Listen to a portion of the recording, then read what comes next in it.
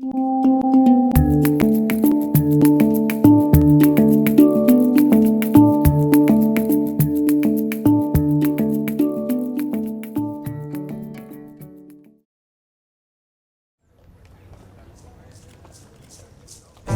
adat di seluruh dunia menggunakan banyak strategi untuk mempertahankan wilayah mereka dari pembangunan skala besar yang tidak mereka setujui. Salah satu strategi itu adalah menggunakan hukum.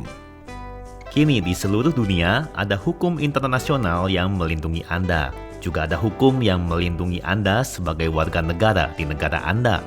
Anda termasuk di dalamnya. Anda adalah warga dunia, warga negara, dan Anda dapat menggunakan hukum-hukum ini untuk memperjuangkan hak-hak Anda. Berbagai komunitas menggunakan hukum nasional, hukum regional, dan hukum internasional untuk melawan pengambil alihan tanah mereka. Film ini akan menyoroti penggunaan hukum oleh komunitas di 3 negara, Indonesia, Tanzania, dan Paraguay, dan menelisik risiko dan keuntungan dari penyelesaian lewat pengadilan.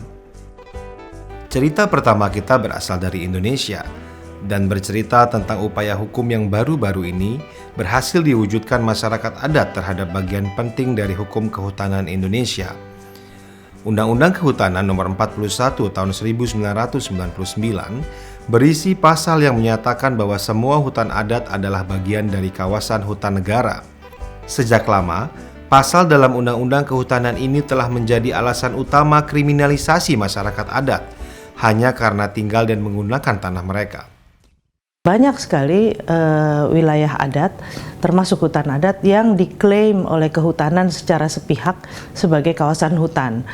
Dan kemudian memunculkan tumpang tindih klaim yang berdampak pada konflik-konflik, termasuk juga pelanggaran HAM. Konflik-konflik ini telah menyebabkan masyarakat Kuntu di Riau dan Cisitu di Banten mendatangi Mahkamah Konstitusi Indonesia untuk mengetahui apakah pasal dalam Undang-Undang Kehutanan tersebut sah menurut Konstitusi Indonesia. Pertama, ya, hutan adat yang diatur di Undang-Undang 41 itu, ya, kita yakini melanggar konstitusi. Ya, kita yakini sebenarnya melecehkan hak konstitusional masyarakat adat. Itu yang pertama. Yang kedua, kita juga melihat realitas lapangan, ya, karena tidak adanya kejelasan hak masyarakat adat atas hutan yang ada di wilayah adatnya itu memang konflik di mana-mana. Setelah banyak pengorganisasian, lobi, dan kampanye, Mahkamah Konstitusi di bawah keputusan MK 35 mengakui bahwa hutan adat bukan bagian dari hutan negara. Kata negara dalam pasal 1 angka 6 Undang-Undang Nomor 41 Tahun 99 tentang kehutanan bertentangan dengan Undang-Undang Dasar Negara Republik Indonesia tahun 1945. Sehingga pasal 1 angka 6 Undang-Undang Nomor 41 Tahun 1999 tentang kehutanan dimaksud menjadi hutan adat adalah hutan yang berada dalam wilayah masyarakat hukum adat. Keputusan Mahkamah Konstitusi merupakan langkah yang kuat menuju pembalikan perampasan hutan adat oleh negara. Namun, jalan masih panjang untuk memastikan pengakuan atas hak-hak masyarakat adat di Indonesia. Tentu dengan putusan MK, ya, perjuangan masih panjang. Jadi, putusan MK ini tidak boleh berhenti di putusan MK, dia harus dilaksanakan, gitu ya, dengan berbagai instrumen hukum. Ya, dan yang paling penting dari produk hukum yang akan menindaklanjuti putusan MK ini adalah supaya RUU Pengakuan dan Perlindungan Masyarakat Adat itu segera disahkan. Kita bisa lihat dari contoh ini bahwa masyarakat adat Indonesia berhasil menggunakan jalur hukum untuk merevisi undang-undang yang tidak adil. Namun agar undang-undang ini diterjemahkan ke dalam perbaikan nyata untuk masyarakat adat sendiri, dibutuhkan mobilisasi dan pengorganisasian terus-menerus.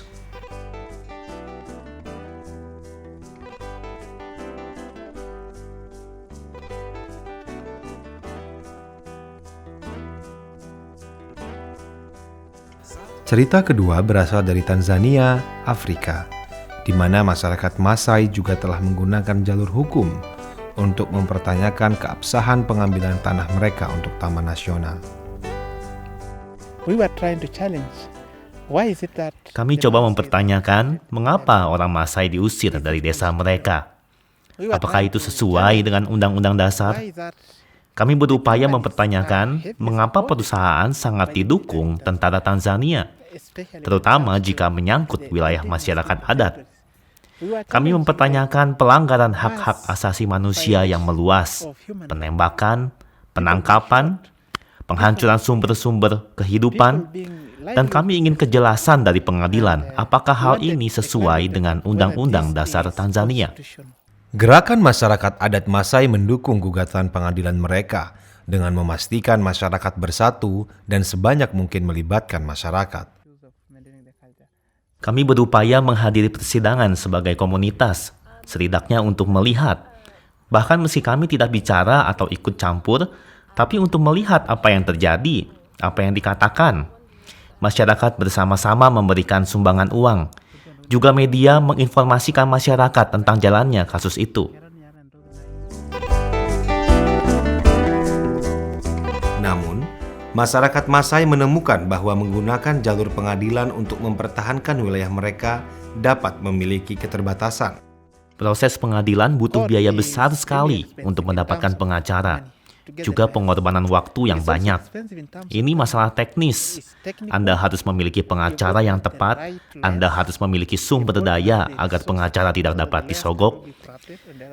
Tapi kami juga menyaksikan bahwa sektor swasta atau perusahaan itu, dan mereka bahkan bisa memengaruhi keputusan pengadilan.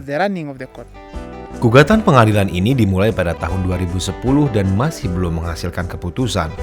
Sementara itu, masyarakat Masai terus dilecehkan dan diusir dari tanah mereka. Dengan biaya yang tinggi, masalah yang muncul, serta penundaan dalam melaksanakan keputusan pengadilan, penting untuk menyadari kesulitan dalam menggunakan jalur hukum untuk mempertahankan wilayah Anda. Namun dalam banyak kasus, mengambil jalur hukum dapat menjadi pengalaman positif. Sebagian masyarakat adat telah mendapat pengakuan hak atas tanahnya melalui pengadilan nasional dan internasional dengan cara menunjukkan hubungan yang mendalam antara budaya dan wilayah mereka.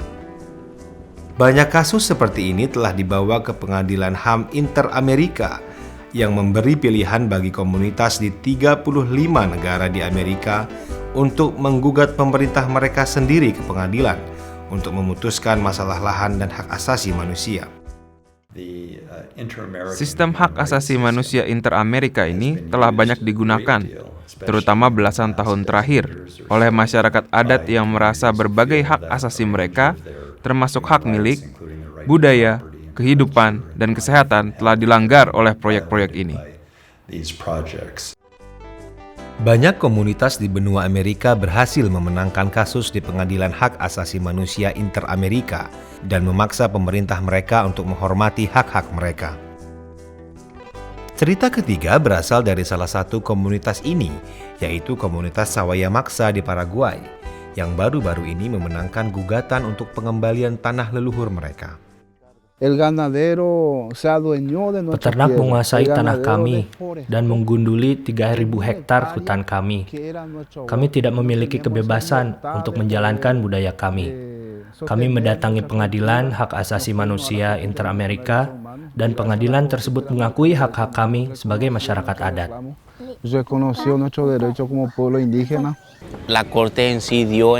Pengadilan tersebut menegaskan bahwa negara Paraguay telah gagal memenuhi tanggung jawabnya terhadap masyarakat adat, terutama dalam kaitannya dengan pemenuhan hak-hak masyarakat adat dan menjamin standar hidup yang baik. Pengadilan memerintahkan negara Paraguay untuk mengembalikan tanah leluhur Sawaya Maksa. Namun baru 8 tahun kemudian keputusan itu dilaksanakan. Itu pun setelah ada banyak tekanan dari masyarakat dan pendukungnya.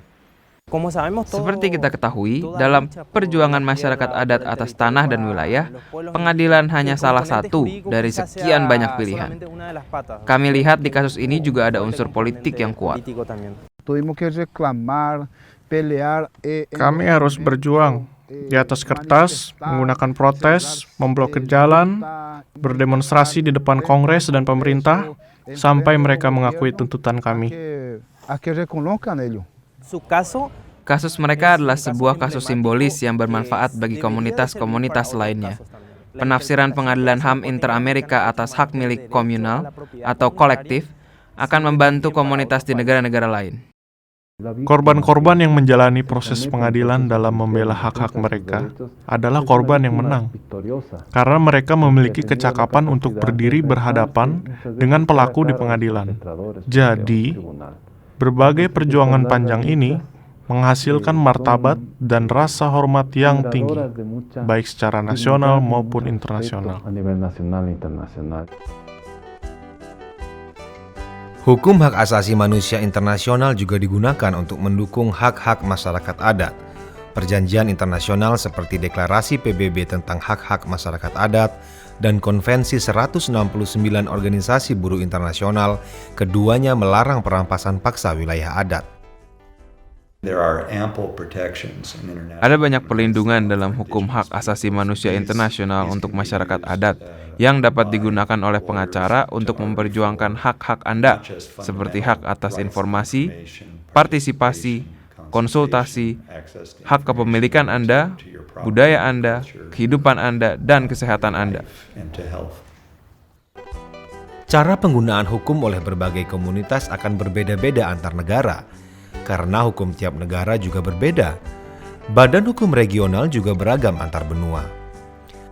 Perjanjian internasional mungkin sulit ditegakkan, dan banyak negara tidak menandatangani perjanjian yang mendukung hak-hak masyarakat adat. Menggunakan jalur hukum untuk mempertahankan hak-hak tanah Anda seringkali berjalan paling baik ketika didukung oleh beberapa strategi lain: peningkatan kesadaran masyarakat, mobilisasi, strategi komunikasi, protes, dan menggunakan jaringan. Seluruhnya berlaku untuk melengkapi dan membantu keberhasilan upaya hukum. Orang sebaiknya tidak berpikir bahwa masalah-masalah ini dapat diselesaikan oleh pengacara. Tanpa keraguan, saya berpendapat kerja pengacara itu penting. Tapi yang memiliki kecakapan untuk membuktikan suatu kasus, mengungkapkan kebenarannya di muka pengadilan dan pendapat umum, haruslah komunitas itu sendiri.